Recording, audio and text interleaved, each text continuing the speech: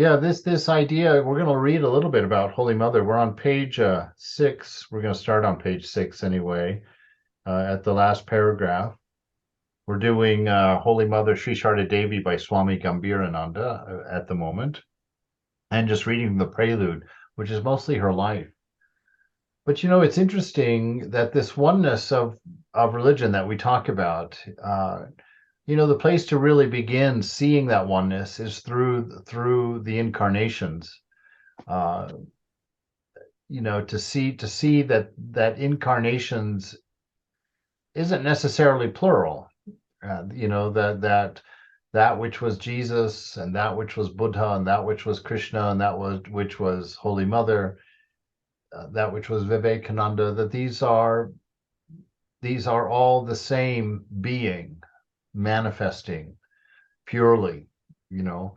And in the case of, like, here within the Vedanta tradition, the Ramakrishna Vedanta tradition, that God came, broke himself into thirds, as it were, this time, and came as the Divine Mother, Swami Vivekananda, and Ramakrishna.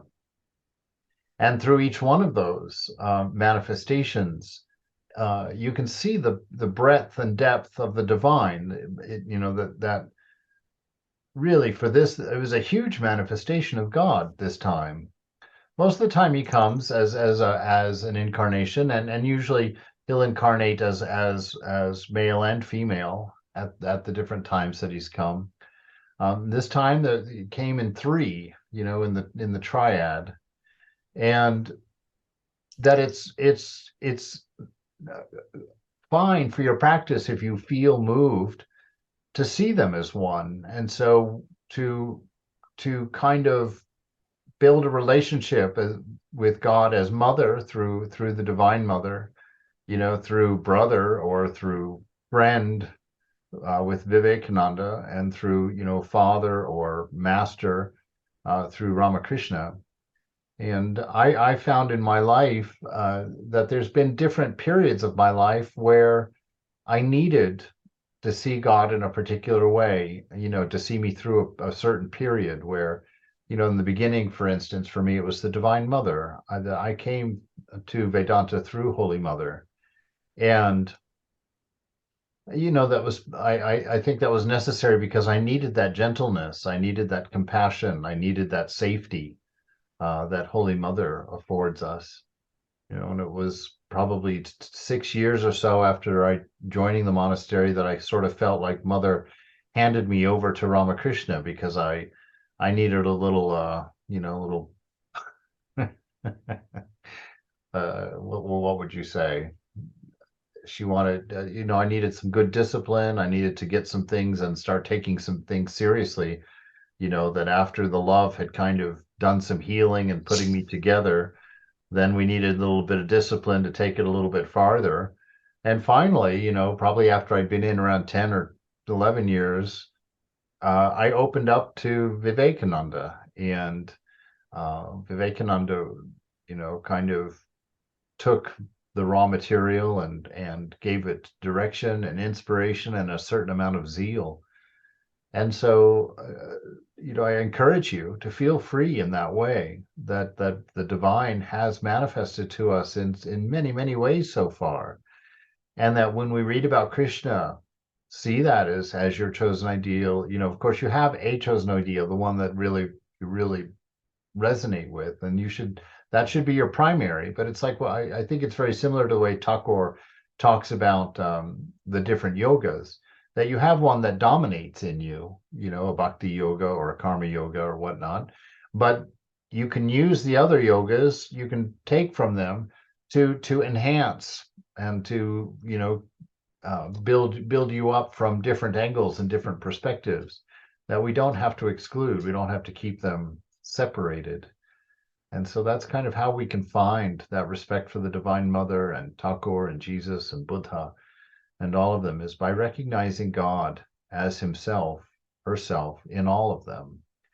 And that the personality of the divine, if there's, well, there is such a thing, it's the sum of all personalities, but that he has come this time in three very different manifestations, which form a more perfect whole for us. It gives us more of the aspects and the breadth of the experience of the divine, of God. And so he circles around that a little bit here tonight. He says, in what we've been talking about, the Divine Mother and how she is the incarnation for a new ideal, a new age of ushering in God as Mother, as the divine, as we talked about last week. And he says, is all of this sentimental ebullition or a faint hint at reality? Ebullition just means kind of a violent or big manifestation of something. So is this all sentimentalism or a faint hint at reality? We invite the reader to raise this question again after finishing this biography, but we are convinced that he himself will discover the truth ere long and be freed from doubt. That's the whole point of our studying this, is to find our own release and to be free from doubt, to know with a spontaneous knowing, a deep knowing of what we're learning and what we are. But he must be forewarned that the life we are dealing with is, in many respects, extraordinary, and it must be evaluated accordingly. The Holy Mother does not belong to that class of dazzling personalities who suddenly emerge in contemporary history and, after assuming superhuman proportion for a while, vanish forever, nor to that category of people who, through bustling activity, flaming oratory, or the clatter of arms, imperil human civilization and blacken history forever. She belongs to that galaxy of great characters who, by concretizing the human ideals in their lives, raise world civilization to a higher level, and whose influence, though seemingly inconsiderable to their contemporaries, lasts longer and expands forever. In fact, she is to be classed with such memorable figures as Sati and Sita, whose advent purified human life and blazed the path for a fresh resurgence. So, I love that part where, Holy Mother and Ramakrishna and Vivekananda too, when you read the gospel, if you read it without the knowledge of what we know about them and their lives, and you put yourself in that contemporary situation, when you were with Ramakrishna, you would never have thought world movement, world changer. He was a very humble little temple priest. He didn't write anything. He didn't advertise anything. He didn't hand out flyers. He didn't make any point except just to be what he was, a knower of God, a seer, an incarnation.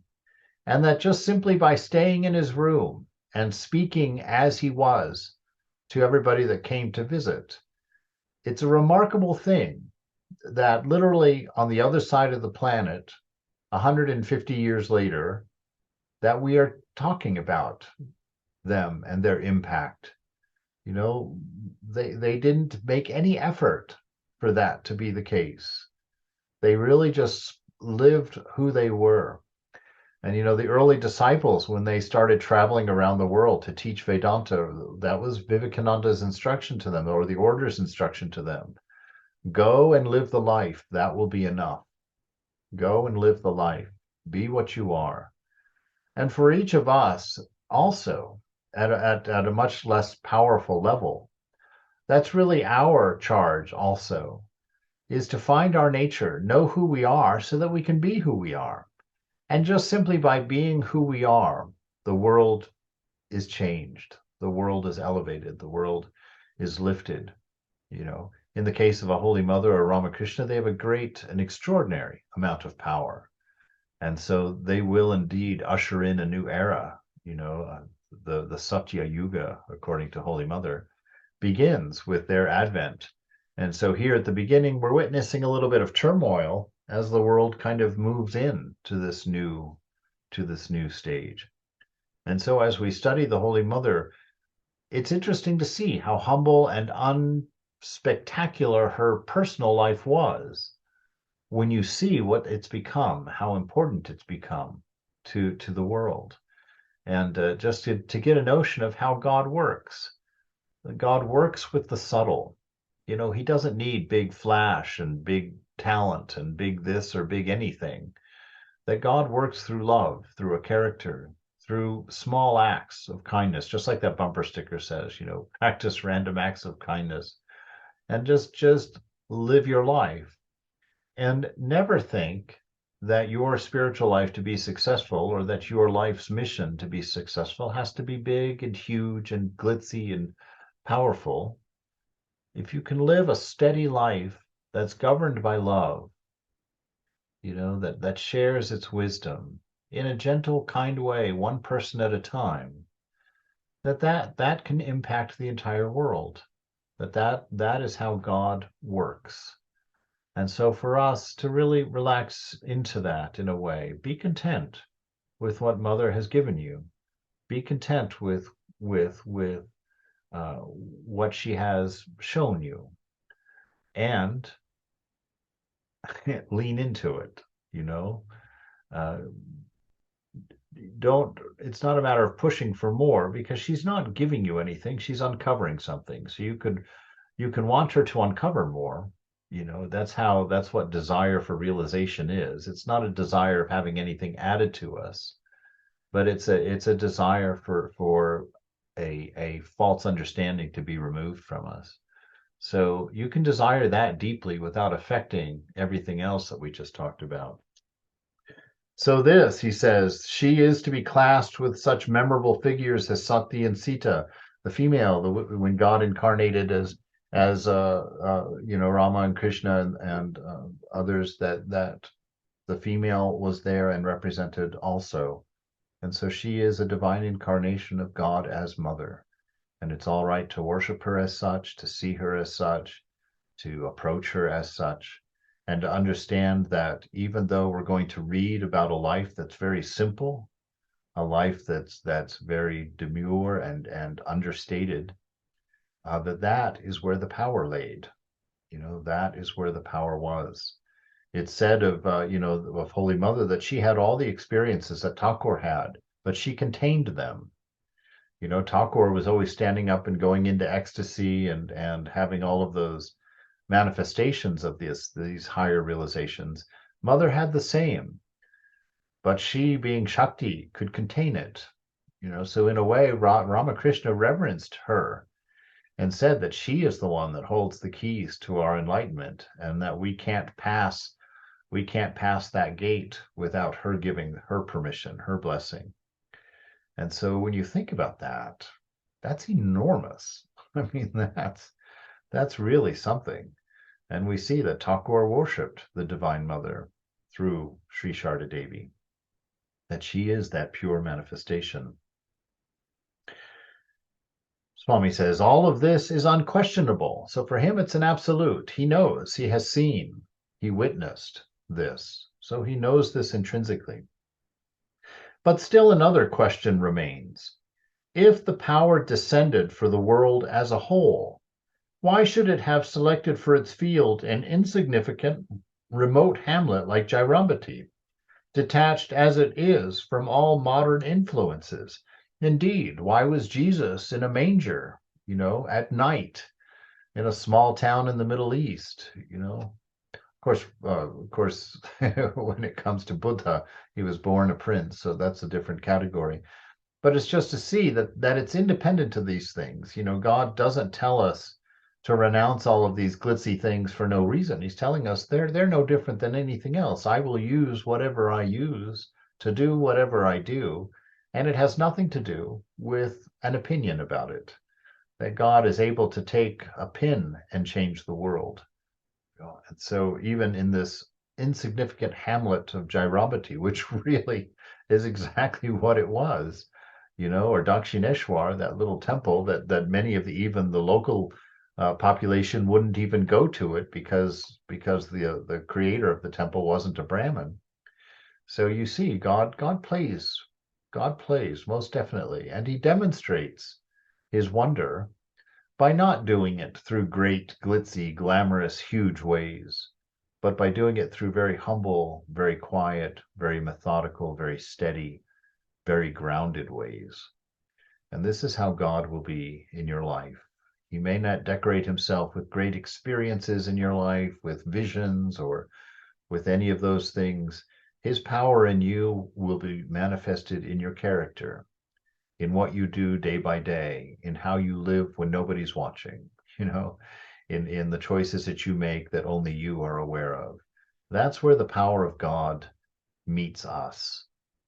And we should always be aware of that and always be surrendered to that, always open to that. So he says, why this little tiny hamlet of Jairambati, detached as it was from all modern influence? Who can answer such a question, right? Who knows why God does things as God does things? Or even if there is a why, God is not under, he is truly the only free being, because he's not under cause and effect. He's not under the laws of karma, that he is the container of all of these things. So if we ask this question, who can answer this question? And in fact, how many of those questions can we answer that arise in connection with the unpredictable movements of that inscrutable power that ever creates, sustains, and dissolves the world? And yet, human intellect, though aware of its limitations, cannot desist from the quest. We must know. It's the very purpose of our life. That's why we're doing this. That's why we ask questions like that, these unanswerables, the questions that don't have an answer within time-space causation, don't have an answer within subject-object relationship, that these are fundamental to our existence. And we do wonder. We can ignore them, but the questions are there. And when we get diagnosed with a terminal disease, or when our parents die, or our friends die, for sure these questions arise within us. Why? Why? What is all of this? It's a real mystery to watch a body die. How in that split second when the soul withdraws from the material, how instantly that body becomes a thing of what do you call that? Aversion. It just instantly, 1 minute before you'll be hugging it and weeping on it and kissing, and the next moment it's like, I don't, that that the love that gave that body its importance is no longer indwelling, and it immediately becomes just simply part of the material world, and you treat it as such, just like that. It's a strange phenomena. But all these great questions will arise, and they're the point of why you're alive. So think about them. And Ramakrishna says, he tells the monks anyway, a monk should think about death every day. Why? Because it's what makes things important. It teaches us what's important. It keeps our mind on what's important. It reminds us that this world is potting soil, that there's nothing to get, nothing to be added to ourselves, and nothing left behind. We go. We borrow when we step into the body, and we leave it behind when we check out. So it's more like coming to the library than it is going to the mall. You check everything out that you have, and then the due date comes along, you have to give it all back, and you go on. In fact, how many of these questions can we answer that arise in connection with this unpredictable movements of that inscrutable power that ever creates, sustains, and dissolves the world? And yet human intellect, though aware of its limitations, cannot desist from this quest. So we cogitate, had Jairambati any speciality because of which it had such proud privilege? Even a close scrutiny does not reveal any such, though the pages of history bear witness to the facts of Krishna's advent in Kamsa's prison, and his childlike and boyish disports among cowherds, or of Jesus' birth in a stable and his early training in a carpenter's house, and the descent of Ramakrishna in a husking shed, and his subsequent life as a poor temple priest. And sociology points to the fact that when, under the impact of an aggressive foreign culture, the learned and moneyed classes in the towns are swept off their feet, indigenous culture remains a precarious existence in the poor surroundings of remote villages. Moreover, Indian culture discovered a peculiar mode of self-perpetuation by entrusting itself into the hands of indigent Brahmins and penniless gurus. Had Jairambati these factors in abundance? Bankura, though it belongs to the fertile province of West Bengal, is comparatively barren and subject to frequent famine. But the little village of Jairambati, lying at the southeast corner of the district, is more fortunate and ever smiles with the crops of paddy, wheat, sugarcane, and vegetables which the industrious farmers grow in its fields. So this whole question that he was talking about, how India has put its philosophical, spiritual future into the hands of poor Brahmins and wandering monks, itinerant, monastics who roam through the world in renunciation, and that you see that unlike many countries, that have been around for a period of time, India has remained, thousands of years in its various forms, and that this wonderful privilege that the rest of that India has allowed to the rest of the world is our ability to read and learn of these truths.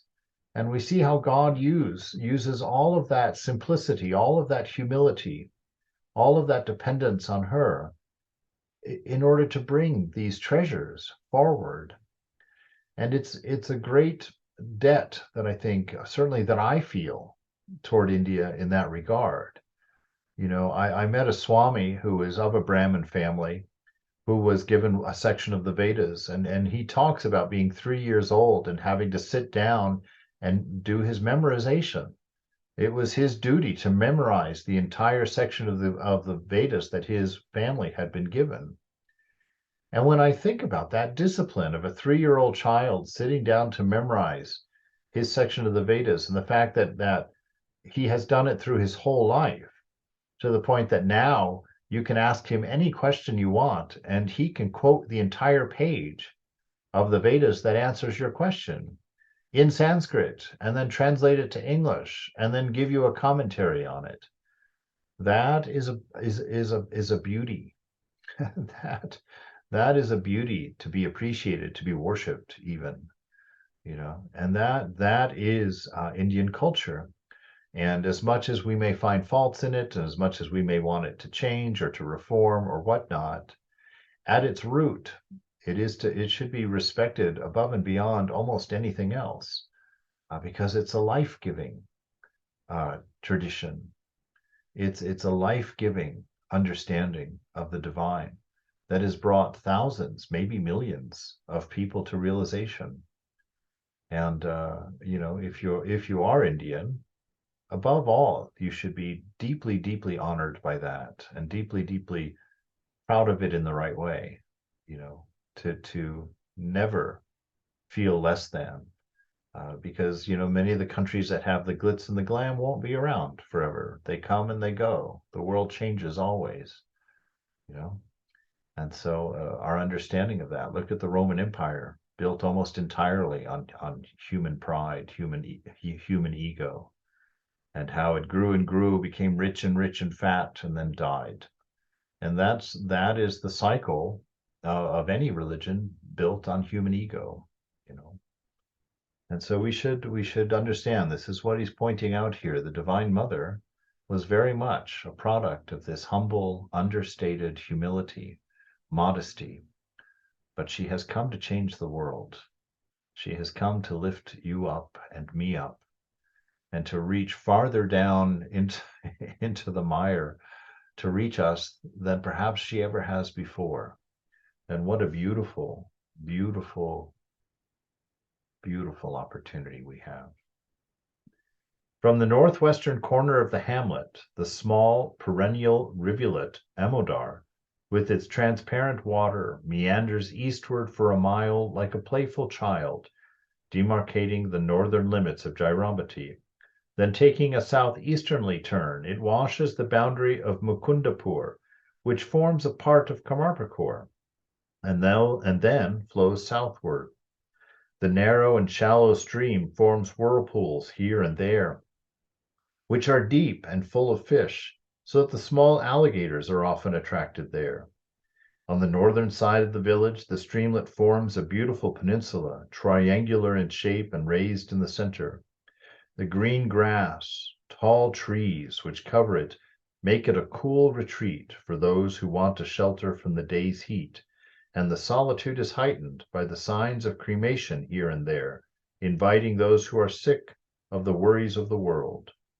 Resounding with the chirping of birds, and decorated with fruit and flower trees as it was a favorite place for Swami Sharadananda, for Yoganma, Golapma, and others who after a dip in the brook sat under the Amalaka tree, and which adorned its center in those days, and there they meditated or read the Gita or the Chandi for a considerable time.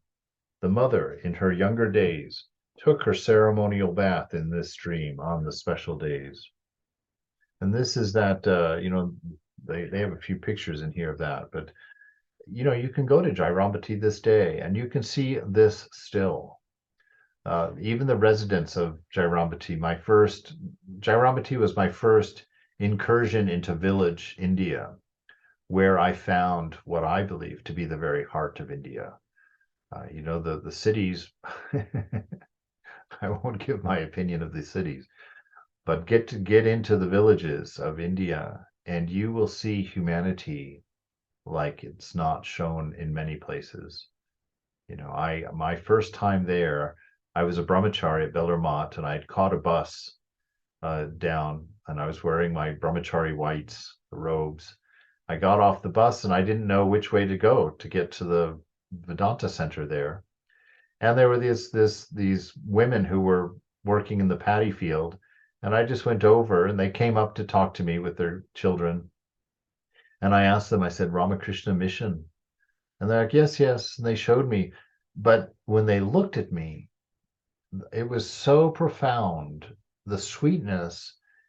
There was nothing to stop me from falling all the way into their eyes. There was no defense. There was no protection layer. They just looked at me with the sweetest, open, loving, available, beautiful brown eyes that I had ever seen. And in that moment, I became aware of how guarded I was, how jaded I had become through my life experience, through my own selfishness and not having been raised in this beautiful culture, which is the Vedas, this beautiful understanding of the divine, which is balanced and complete and whole and answers your questions. It doesn't slap your hand for asking the wrong questions. It doesn't, it doesn't correct you or make you feel silly for wondering and for doubting and for needing more attention. And I saw that all that day when I got off the bus for the first time in Village India and found my way to the temple there. Mother still lives in that town. Her energy has not dissipated from that place.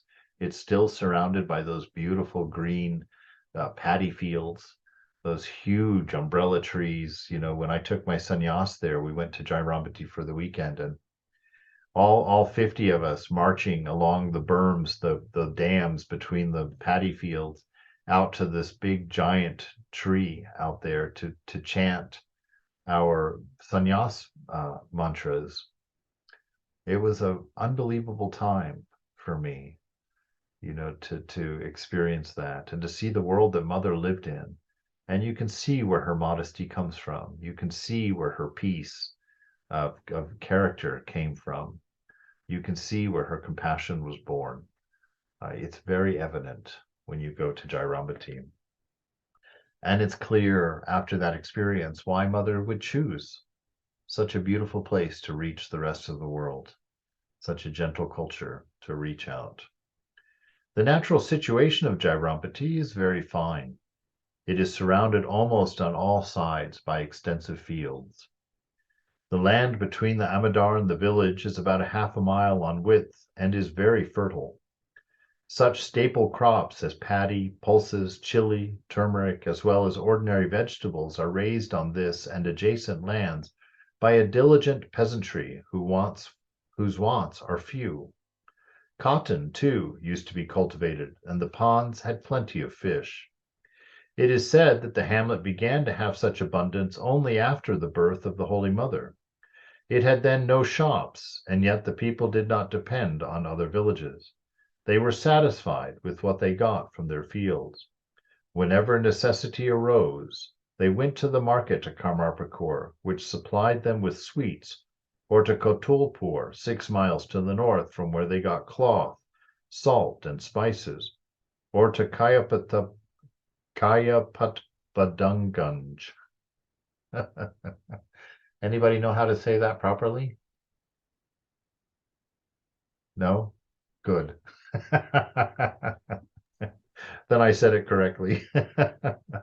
5 or 6 miles to the southwest, at Shihar, or Shiod, as it is locally pronounced, 1 mile to the west, there were some grocer shops, and there was another at Purkur, about 1.5 miles away, which helped the people of Jairambati in an emergency. North of Jairambati, on the other side of the Amadar, across a vast field, is a large village called Desra, or Deshta. On the east, too, across a vast stretch of paddy fields, one comes to the bank of the Amadar, after crossing which one has to pass through Amarpur to reach Kamarpakur. The track has now been made wider and easier for traffic, and is dotted on either side by big shady trees under which the cowboys and pedestrians can take their rest or shelter. It really is still that idyllic. Probably all of you have been there, but it's always so beautiful to remember that. That's really when Thakur said, every now and then go off into solitude. This is what he's talking about. Go out into nature, away from all the right angles of civilization, and see the harmony of God. How the plants are all growing in harmony with each other, everything taking its place and nothing more. All of it working together for this beautiful manifestation, and understand you are born of that. That this world, this universe, we so often, especially in Western culture, we see, it in opposition as such. But in essence, we are born of it. This world is born out of the divine. And we are born out of that same divine within it. It nurtures us, it feeds us, it grows us, it builds us, all by the hand of the divine. He says the Mukhopadhyaya family, or the Mukherjee family, in which the Holy Mother was born, settled in this village long ago. Apart from the Mukherjees and the Banerjees, who are related to the former, there is no Brahmin family there. The rest of the villagers are non-Brahmins, bearing such family titles as Vishwas, Mandal, Ghosh, and Samui. The Brahmins, together with a few families of milkmen, one of barbers, one of sweetmeat makers, one of blacksmiths, and a few families of Bhaktis, inhabited about 100 small mud houses where they lived their unostentatious rural life. We are not aware of any indisputable theory about the origin of the name of this village, though one may guess that it might have been derived from the name of the tutelary deity or of an ancestor of the Mukherjees. The villagers used to bathe in and draw their drinking water from a big tank with tall palm trees on its banks, called the Baduje Pukur, or the tank of the Banerjees, in the southern part of the village. Further south, there is an ancient tank with blooming lotuses. On the western side of the village is a tank called the Ahar, on which the cultivators depend for water for irrigation. An old pond called the Punya Pukur occupies a central position. On its western bank is the new house of the Holy Mother, built in 1916. On that bank again, at the northern side, is a small thatch opening to the south, which is the old chapel of the Mukherjees. In one of its rooms, there is an emblem of the deity Dharma called Sundara Narayana, which is of the form of a tortoise, and which the Mukherjees worshipped by turns. The other room is called the Kali Madhu, where the goddess Kali used to be worshipped every year. This worship ceased subsequently as a result of family differences.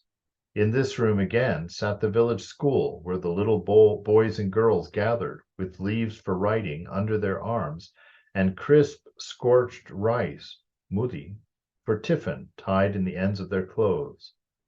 At the northeast corner of this room was a black stone, the emblem of the goddess Shashti, who grants children to worshippers and protects them. Newly married couples used to come to salute this deity, and we fancy that Sri Ramakrishna and the Holy Mother too did so. Shashti now sits in Sundara Narayana's room.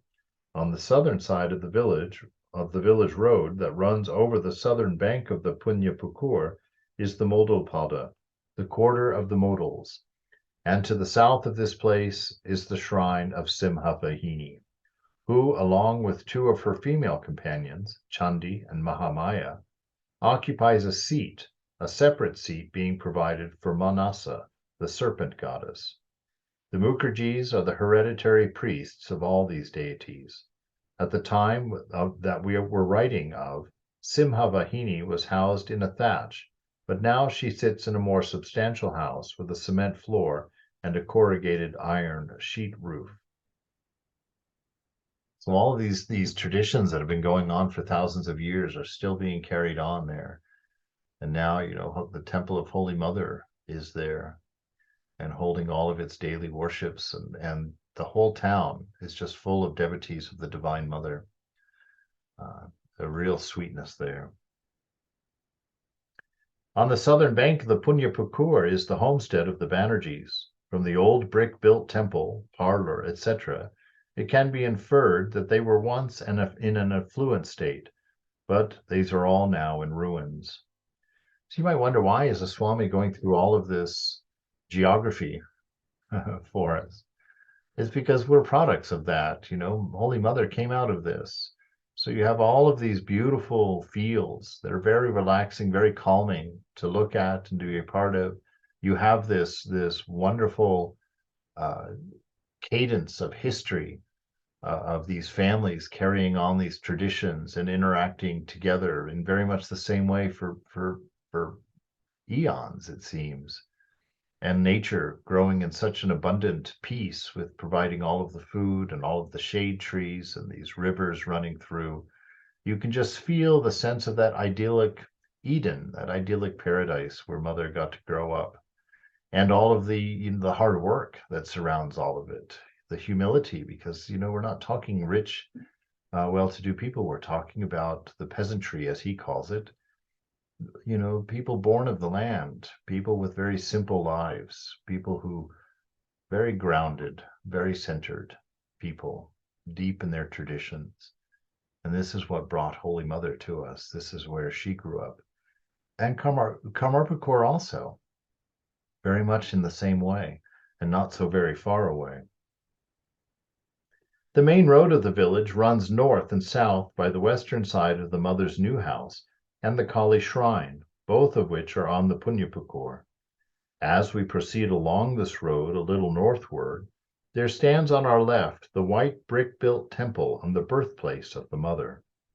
Here was the ancestral home of the Mukherjees, who, however, spread out southwest with the growth of the family. Their houses lie to the west of the village road and open to the east. The ancient homestead had a thatch on the eastern side, which was divided into two parts, the outer one serving as a drawing room. On the south were the kitchen and husking sheds. On the southern side of the present dwellings of the Mukherjees, there is another road, which, starting from the main village road, runs westward along the northern banks of the Kalugidi, the Kalu's pond, and the southern side of the Goshpada, the Ghosh quarter, to join the road to Sihar and the northern bank of the Ahar. On the extreme west of the Goshpada is the brick-built temple of Dharma, known as Yatra Siddhiraya. Those whose symbol is a small, low stool with 4 legs. On the villages around about Jairambati, with which the memories of Sri Ramakrishna or the Holy Mother are specially associated, mention may be made of Shihar, Goalpara, Anur, and Shyambazar. At Shihar was married Hermangani Devi, the daughter of the paternal aunt of Sri Ramakrishna. It is also the birthplace of Shyama Sundari Devi, the mother of the Holy Mother. These common ties often attract both the master and the mother to this village, even from their childhood. The mother used to halt at Koalpara in later days when she passed through Vishnupur on her way to and from Calcutta, which is another very beautiful, unassuming, quiet place to retreat. I spent a couple of nights in Koalpara with the Swami there, and had some wonderful experiences with the local villagers. That's where I met that older man. I told that story that outside of the little shrine there, he came and started speaking to me in Bengali, and of course I didn't understand a word of it. So he looked at the Swami like, what's wrong with this buffoon? Why doesn't he understand what I'm saying? And Swami told him that I didn't speak Bengali, and he looked at me. You can't, I guess you probably can't imagine, but that look, one's not used to seeing a childlike innocence on the face of an old man. When he looks at you in true bewilderment, and he asks the Swami, what kind of man cannot speak Bengali? Because this man lived in a world where everybody spoke Bengali. Who was this dummy who couldn't speak Bengali? And so the Swami told him, oh, this is a brahmachari from America who is visiting. And you couldn't, the wide-eyed look that overcame his face of absolute surprise and shock, and he collapsed immediately, face down on the ground, doing an Ashtanga Pranam to me, a brahmachari. And he laid there, wouldn't get up until I reached down and tried to help him up, and the Swami helped him up. He got up and he was in tears. And Maharaj, the Swami asked, why? Well, what's wrong? What's wrong? What are you doing? And he made that statement, which I was unworthy of all of it. So just leave me out of it. It's the cloth, the monasticism he was saluting. But he said, I am so moved. He said, I have been searching or trying to find renunciation in myself for my whole life, and I have nothing. What do I have to renounce? I have an old pot and a small home. He said, this young boy, he's just a boy. He comes from America, and he was able to find renunciation. He says, I can't even imagine such a blessing, such a blessing. And he started weeping again. It's just, watching that and seeing the depth of his longing, seeing the depth of his quest for the divine, and the humility that had stayed with him his whole life, and the innocence and sweetness that he had maintained and protected in his heart for his whole life through his practice and through this simple living and his life, in Mother's hometown. And I think it's for that the Swami is telling us about these seemingly unimportant details about this very simple and beautiful village, in rural India. And this is where Holy Mother, the Divine Mother, Shakti herself, chose to come, to manifest, to teach the rest of us, to reach us.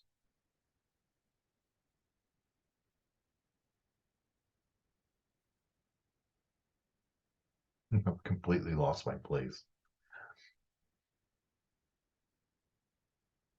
All right.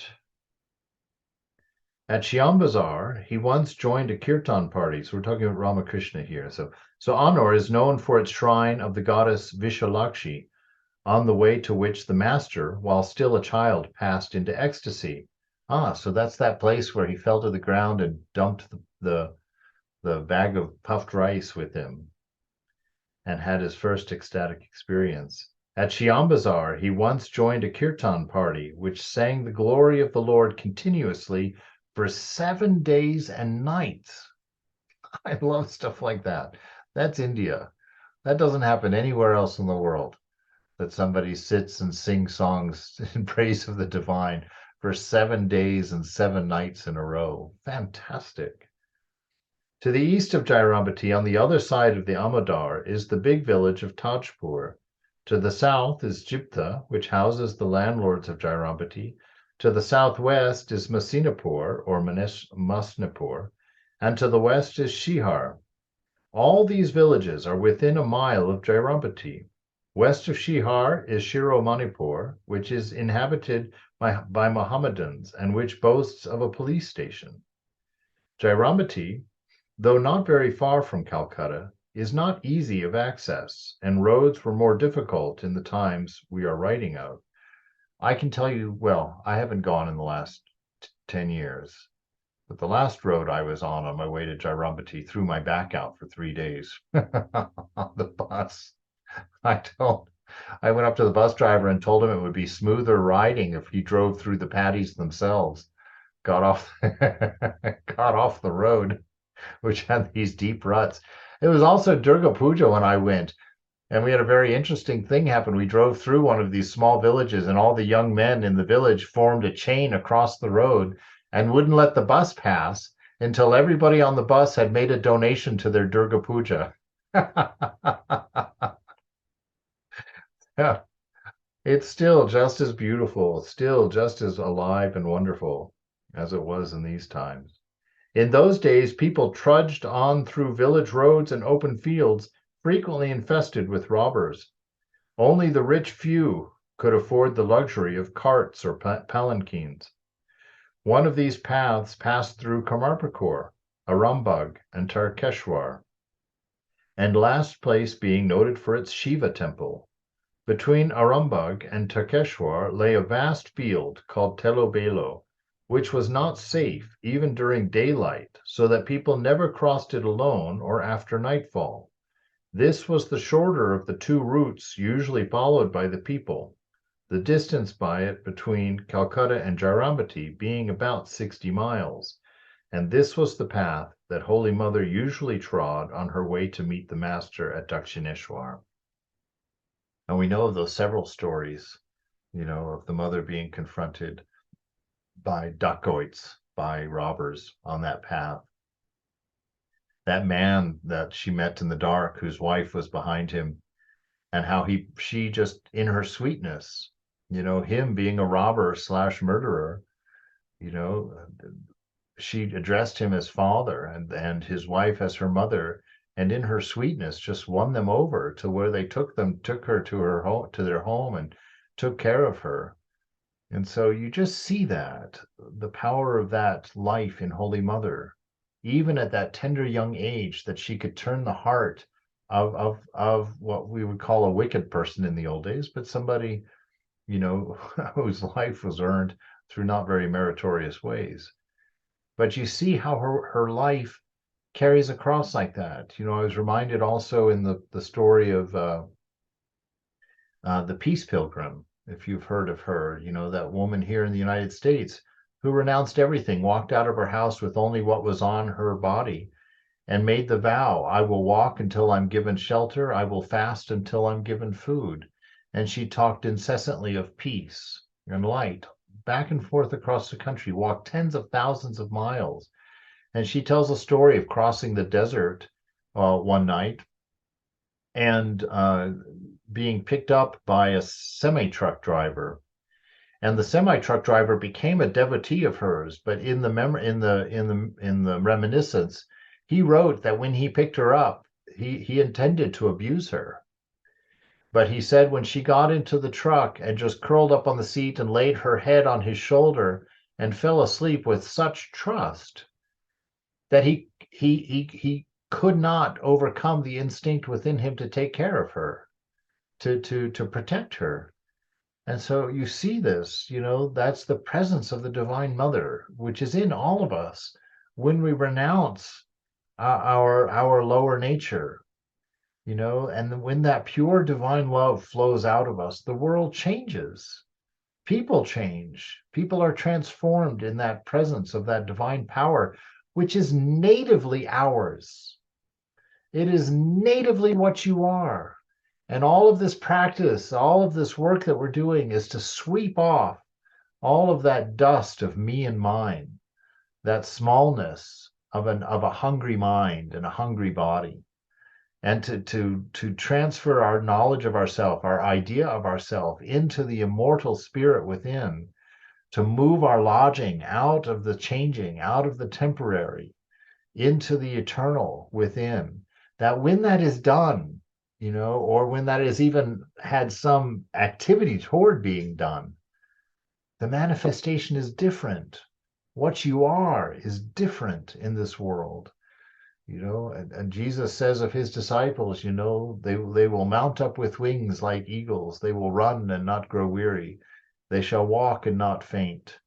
That we are no longer under these small limitations of selfishness, of body, mind, consciousness, that we are free. And the Divine Mother is that very source. She is what people see in a pure man or a pure woman. She is what your children and your grandchildren will love about you when you're a grandmother or a grandfather, as we are sweetened by age and humbled by experience and faithful in our practice. That love that we leave behind is the Divine Mother. It's the scent of holiness, the scent of divinity. And it's what you are, what you were meant to be. It is your birthright. It is your very nature.